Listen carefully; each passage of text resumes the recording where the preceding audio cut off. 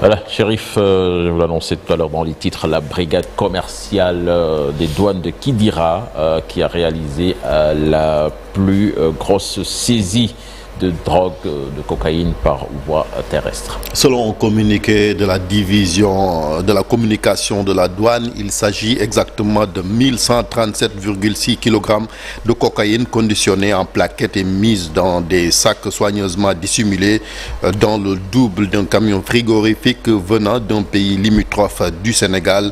Le dit camion en apparence vide a fait l'objet d'un ciblage sur la base d'éléments pertinents et a donc été passé au scanner des douanes installées à la sortie de Kidira sur la route de Tambacounda. La contre-valeur totale de la drogue saisie est estimée à 90 milliards 660 millions de francs CFA, selon toujours la douane qui annonce la suite de l'enquête qui est donc en cours.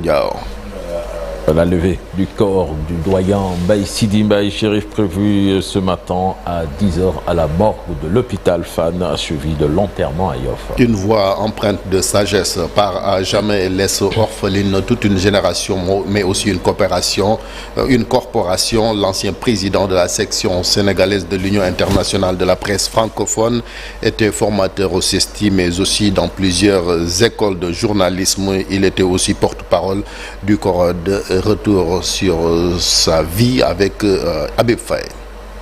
Bruno Le Maire, Dixit, le capitalisme est dans une impasse. Une voix empreinte de sagesse, Mbaye Sidi Mbaye force le respect. Il laisse orpheline toute une génération et une corporation. Le journaliste émérite fut président de la section sénégalaise de l'Union internationale de la presse francophone. Formateur en journalisme au CESTI, porte-parole du CRED, Conseil pour le respect de l'éthique et de la déontologie, ancien nom du CORED, dirigé par le défunt Kader Diop et créé en 1998. Ses chroniques sur la RFM jusqu'à une époque récente étaient bien inspirées et succulentes, abordant diverses thématiques étalant sa vision du monde dans un esprit constructif. Le rêve brisé de l'orphelin. Une fin d'après-midi, un père sans doute heureux d'être seul avec son fils se laisse aller à une confidence sous forme de promesse-annonce. Rédacteur en chef RTS Radio Sénégal, ancien directeur de Walf FM, Le Temps du Monde, une émission qu'il animait jadis sur Walfadjri. Mbaye Sidi Mbaye était d'une élégance intellectuelle, morale et vestimentaire. Hommages et réactions à l'annonce de sa mort, des témoignages sont nombreux, salutaires et fascinants à la hauteur de sa personnalité. Un monument de la presse africaine que nous perdons, mais dont les grands faits resteront à jamais gravés dans les mémoires.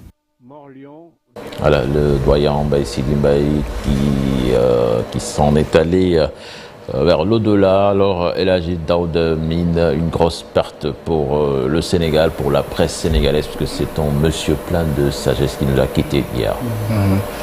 Comme tu l'as si bien dit, c'est une grosse perte pour la presse sénégalaise. Mbaye Sidi Mbaye, c'était un doyen très respecté. Et je pense que les témoignages sont unanimes. Il était élégant dans le verbe et dans le port. Et c'est quelqu'un qui était un collaborateur quand même du groupe Futurs Médias. Il est passé par la RTS, Walf. Il était membre du CRED, l'ancêtre du CRED. Il était également un membre éminent de la presse francophone. Donc c'était une valeur sûre de la presse sénégalaise et c'est une grosse perte pour la presse sénégalaise encore une fois. Que Dieu ait pitié de son âme. Voilà, un collaborateur du groupe Futurs Médias, comme l'a si bien dit El Hadji Daouda Mine, mais un monsieur qui a su captiver également de par sa voix. Bon, en ce jour triste, une pensée d'abord à sa famille biologique et à la grande famille de la presse. Nos condoléances émues à tous ceux qui l'ont connu. C'est vrai qu'il a eu un temps à travailler avec, disons, Futurs Médias. Quand je coordonnais, par exemple, RFM Matin à la télé, je l'appelais souvent la veille pour savoir un peu l'objet de sa chronique. Et souvent, moi, c'est c'est là que j'ai appris à connaître l'homme, parce qu'il donnait de l'importance aux autres. Quand moi je venais, je ne le connaissais pas et que j'appelais pour avoir un peu idée de sa chronique, c'est lui qui me tendait la perche pour me dire mais on parle de quoi, comme s'il voilà, me donnait une certaine importance. Je crois que c'est ça qu'il faut retenir de l'homme. Il donnait de l'importance aux autres, il avait une exquise courtoisie et également une voix, parce que Mbaye Sidi Mbaye, il ne suffisait pas qu'il parle, il suffisait qu'il parle pour savoir un peu camper, pour camper un peu le personnage Mbaye Sidi Mbaye. Il ne pouvait, voilà, il pouvait ne pas se présenter, hein, et il suffisait qu'il parle pour savoir que là c'est Mbaye Sidi Mbaye. J'ai lu un post hier de quelqu'un qui a posté quand il a annoncé la mort de Bob Marley. Il s'est présenté au studio pour dire bonjour, Bob Marley est mort. Et ça a resté, disons, dans la tête de ce monsieur-là qui a fait un rappel à travers un post Facebook. Paix à son âme et que le paradis soit sa demeure éternelle. Voilà, donc permettez-moi d'apporter donc d'apporter des témoignages à l'endroit de cet homme. C'est une voix éteinte à jamais. Donc Mbaye Sidi Mbaye était très courtois, très disponible. Il avait l'habitude aussi de nous encourager sur beaucoup de choses, donc même dans la vie courante. Paix à son âme, qu'Allah Azza wa Jal donc veille sur lui. Voilà, donc une grosse perte pour le Jolof. Rappelons que ses origines sont du Jolof. Il tenait beaucoup, surtout à Linguère, en pensée à son neveu Matar Sidi Ndiaye aussi, qui a été un camarade de promotion au CM de Dara. Voilà, je vous rappelle que la levée du corps donc prévue à 10h à l'hôpital Fann, suivi de l'enterrement à Yoff. Repose en paix, doyen. Chérif, on poursuit ce journal avec le président Bassirou Diomaye Faye, accusé d'avoir confisqué les passeports diplomatiques des anciens ministres de l'ancien régime. Un débat soulevé par le député Adjim Bergane Kanouté de Benno Bokk Yakaar.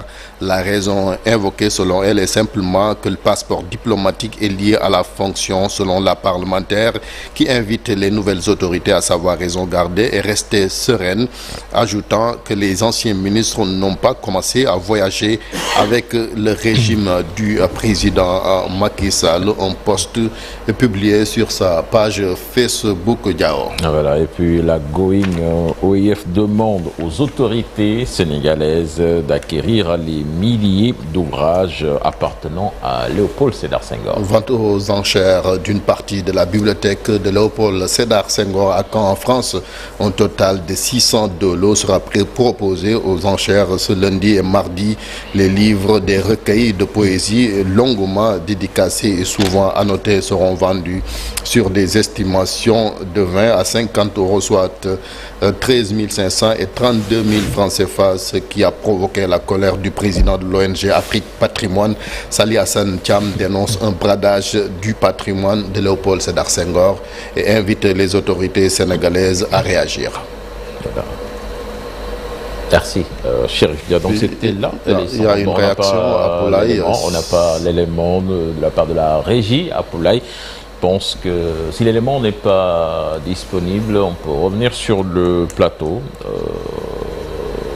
Ouais. Son épouse, Colette Senghor, a hérité de ses objets et de son patrimoine.